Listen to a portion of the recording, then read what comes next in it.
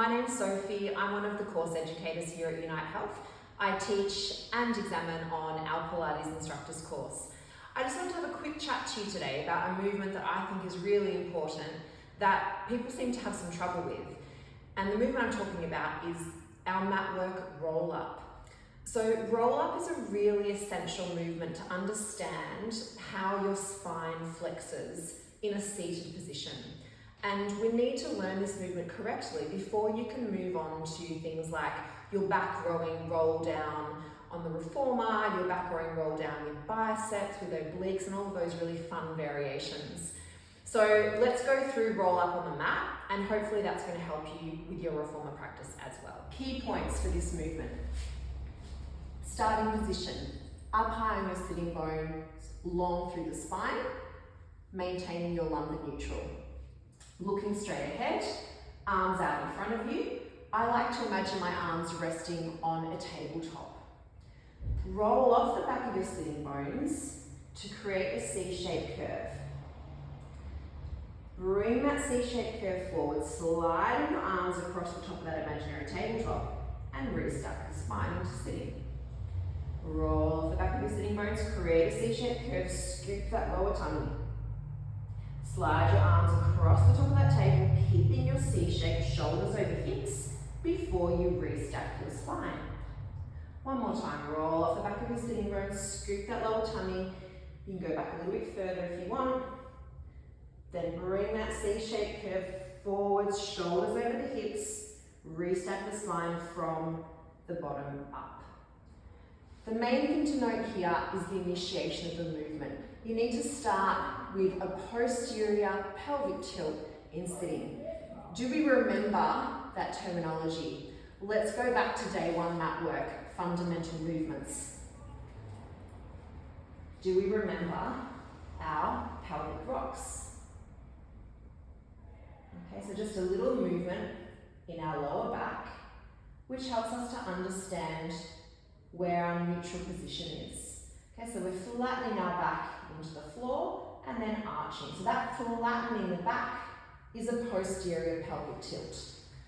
Okay, so that's remembering our anatomical language, posterior meaning behind. Okay, so we're tilting backwards through the pelvis. So when we're doing it in sitting, you can imagine that your pelvis is like a bucket and it's full of water. And I want to pour water out the back of the bucket. Okay, so you can start with a little exercise practicing, again, sitting up nice and tall on those sitting bones, where our bucket is full, and then pour some water out the back of the bucket. So I'm just really focusing on that very lower part of my back, that pelvic region.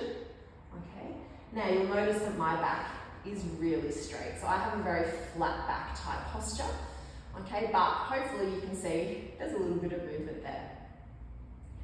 Okay, the other visual image that I find really helpful, even though it might sound a bit strange, is imagining a piece of string attached to my coccyx or my tailbone.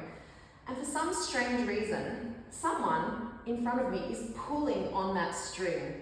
So as they pull on that string, my pelvis comes into that posterior tilt position.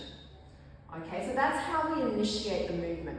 Once you initiate the movement, then you can come into more flexion through your lumbar spine and then into your thoracic spine as well. So I initiate the movement with my pelvic tilt, then I come into lumbar flexion and thoracic flexion. Okay, then I'm going to keep the flexion. I have to hold on to this flexion that I've created, maintain the flexion. Then I bring that C-shaped curve that I've created forwards, so my shoulders are over my hips, and then I can restack my spine. It's way more comfortable doing it like that than like this. Did you notice that I didn't keep my C-shaped curve? I've made my C-shaped curve, and then I'm losing it, and I'm straightening my back before I bring my shoulders forwards.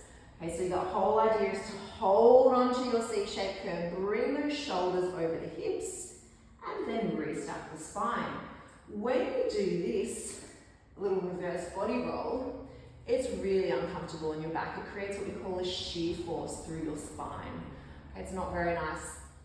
Something else that's done consistently incorrectly with this exercise is people just hinging backwards like this. Can you see that my back is just staying straight? I've lost the flexion. Okay, so we have to have flexion in this movement. This is just a movement coming from my hips. So all I can feel are my hip flexors working really hard, and my abdominals want to dome. Okay, so I'm putting pressure on my back, I'm putting pressure on my pelvic floor, I'm feeling a lot of discomfort in my hip flexors. Okay, so those are the things to be careful of in this movement. Now, once you have the correct sequencing on the mat, then we can progress to the reform. We're up nice and tall on our sitting bones. We roll off the back of our sitting bones, creating a C-shaped curve. Maintain the C-shaped curve as I come forwards, and then I restack my spine. And then we have lots of fun variations that we can do. But you really need to get the Matwork version correct before you progress onto those fun movements on the reformer. I hope that was helpful. Have fun practicing.